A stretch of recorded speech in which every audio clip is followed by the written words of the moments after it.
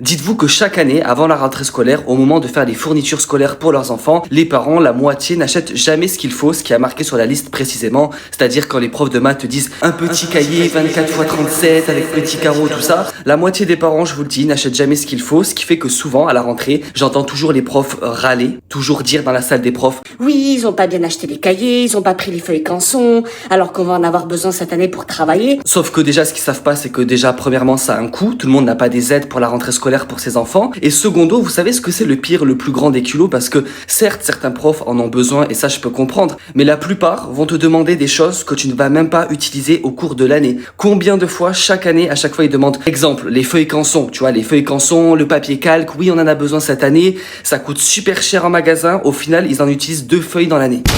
2 feuilles sur un paquet de 10 que le prof t'a dit d'acheter. Et ça, c'est pas une ou deux classes, hein, c'est à chaque fois. Moi-même, quand j'étais au collège, on n'utilisait jamais 100% des fournitures qu'on nous faisait acheter, ce qui fait que parfois, t'as certains profs qui, ça, l'ont compris dès le début, qui sont adorables. Par exemple, l'année dernière, il y avait une prof de français qui avait besoin de matériel précis. Sauf qu'au lieu de dire à chaque élève d'en acheter un par un, ce qui fait beaucoup d'argent et du gaspillage, elle a fait des duos, elle a mis les élèves 2 par 2, et à chaque fois, c'est les parents qui payaient et qui partageaient entre eux. Comme ça, il n'y avait pas de gâchis et ça faisait moins cher pour tout le monde. Comme les livres que tu dois lire au cours de l'année, c'est la prof de français qui les achetait et qui après les prêtait chaque année à sa classe au lieu de demander aux élèves de les acheter chaque année en fait. Et ça paraît logique parce que certes l'école c'est gratuit, mais l'école, est-ce que c'est si gratuit que ça quand tu dois payer les fournitures scolaires, la cantine, parfois même la garderie? Moi je vous le dis, je trouve que certains profs ne s'en rendent même pas compte.